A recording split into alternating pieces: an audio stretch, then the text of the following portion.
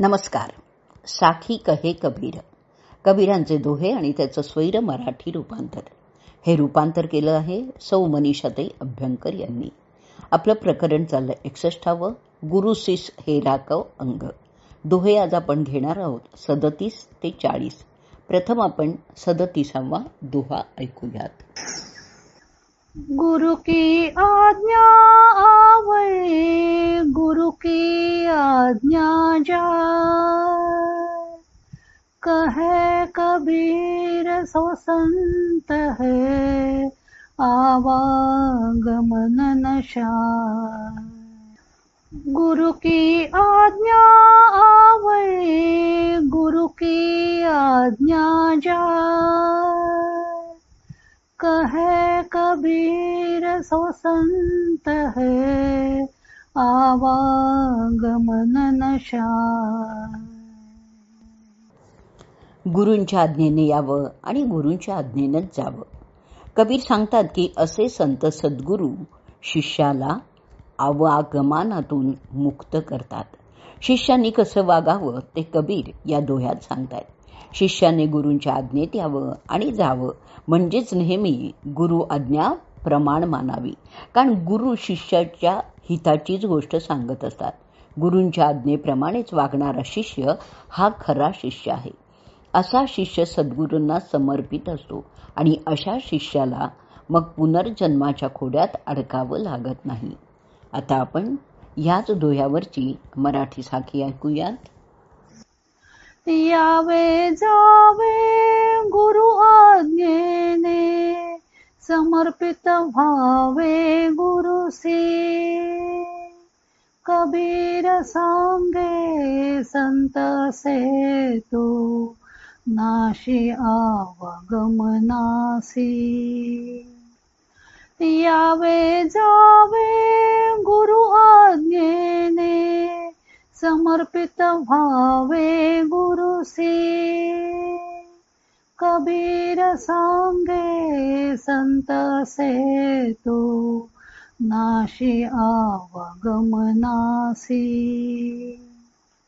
पुढचा दोहा ऐकूयात 38वा.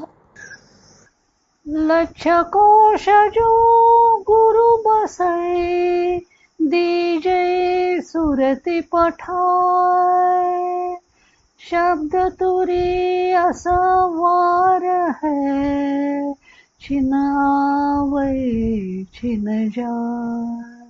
लक्ष कोश जो गुरु बसै, दीजे सुरति पठाय, शब्द तुरी असवार है, छिन आवै छिन जाय. सुरती म्हणजे ध्यान, तुरी तुरी म्हणजे घोडा, अस्वार अस्वार म्हणजे स्वार. दोह्याचा अर्थ ऐकूयात. गुरु लक्ष कोस दूर राहत जरी असले तरी आपले चित्त गुरुचरणीच लावावं. शब्दरूपी घोड्यावर स्वार होऊन क्षणात येणं जाणं शक्य होतं. गुरूंचं शारीरिक सान्निध्य सतत असलं पाहिजे असं अजिबात नाही. मन मात्र नेहमीच गुरुचरणी ठेवावं. एका दोह्यात कबीर म्हणतात की गुरु बसे बनारसै, शिस समुद्रा तीर. म्हणजे गुरु बनारसमध्ये, शिष्य समुद्रातीरी. राहत जरी असला तरी मनामध्ये नित्य गुरूंविषयी प्रेमच हवं. सतत गुरुचरणी चित्त असलं पाहिजे. म्हणजेच मनाने तो शिष्य नित्य गुरुचरणांशीच असतो. गुरूंचा शब्दरूपी बाणच कार्य करीत असतो. गुरूंच्या शब्दरूपी घोड्यावर स्वार होता आलं तरच शिष्य क्षणात मनाने गुरुचरणांजवळ जाऊन पोचतो आणि मग गुरूंचं सान्निध्य अनुभवतो. आता आपण ऐकूयात मराठी साखी. लक्ष कोस राहती जरी, गुरु ध्यानी स्मरण करावे, शब्दरूपी घोड्यावर बसुनी, क्षणात यावे जावे. लक्ष कोस राहती जरी, गुरु ध्यानी स्मरण करावे, शब्दरूपी घोड्यावरी बसुनी क्षणात यावे जावे. पुढचा 39वा दुहा ऐकूयात. गुरुमूर्ती आगे खडे दुनिया भेद कछु नाही. उन्हीं को प्रणाम करे सकल तिमिर मिट जाही. गुरुमूर्ती आगे खडे दुनिया भेद कछु नाही. उन्हीं को प्रणाम करे सकल तिमिर मिट जाही.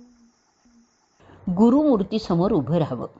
सर्व जगामध्ये भेदभाव पाहू नये. त्यांनाच प्रणाम करावा, म्हणजेच सर्व अज्ञानरूपी अंधकार दूर होतो. कबीर सांगतात की गुरुमूर्ती समोर उभं राहावं म्हणजेच मनाने नित्य गुरूंच्या सान्निध्यात असावं. गुरूंना प्रणाम करावा म्हणजेच अंगात नम्रता असावी. सर्व जग परमात्म स्वरूप आहे हे लक्षात घ्यावं.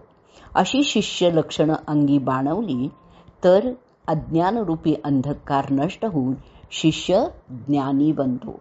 आता आपण ऐकूयात मराठी साखी. उभा राही गुरुमूर्ती सम्मुख पाहू नये जगी भेदा. प्रणाम करी नित गुरुमूर्तीसी अज्ञान तमाची न बाधा.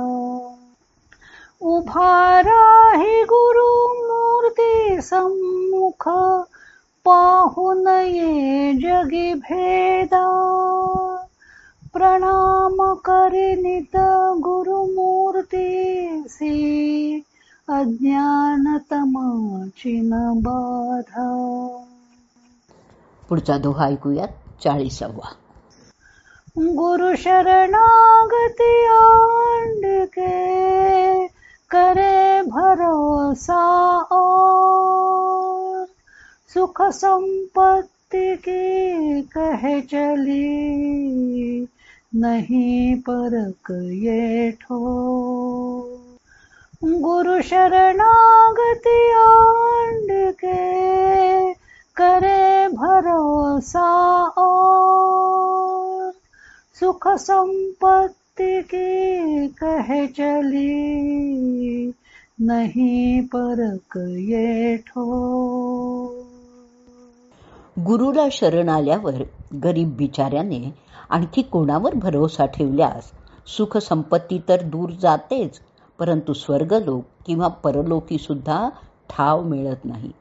एकदा गुरुचरणी आपल्या जीवनाचा लगाम सोपवला की गुरु आपल्याला योग्य दिशेने नेतील यावर विश्वास असावा. मनुष्याला जीवनात धनाचा खूप मोठा आधार वाटत असतो, परंतु धन किंवा सुख संपत्ती ही क्षणभंगूर आहे. पण गुरूंचा आधार मात्र आहे ह्याची खात्री बाळगल्यास मनुष्याचा तर उद्धारच होतो. ज्याचा गुरुचरणी विश्वास नाही त्याच्या बाबतीत संपत्ती क्षणभंगूर असते आणि म्हणून तिचा आधार राहत नाही. गुरूंचा आधार सोडून दिल्यामुळे परलोकात सुद्धा स्थान मिळत नाही. आता आपण ऐकूयात मराठी साखी आणि या साखीबरोबरच आजचा भागही आपण इथेच संपवूयात. गुरुचरणासी येऊनी जरी भरवसा जो नाही. जाई सुख संपत्ती विनाशी परलोकही नाही.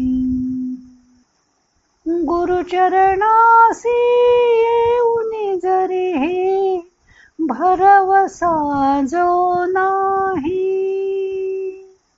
जाई सुख संपत्ती विनाशी परलोकही नाही.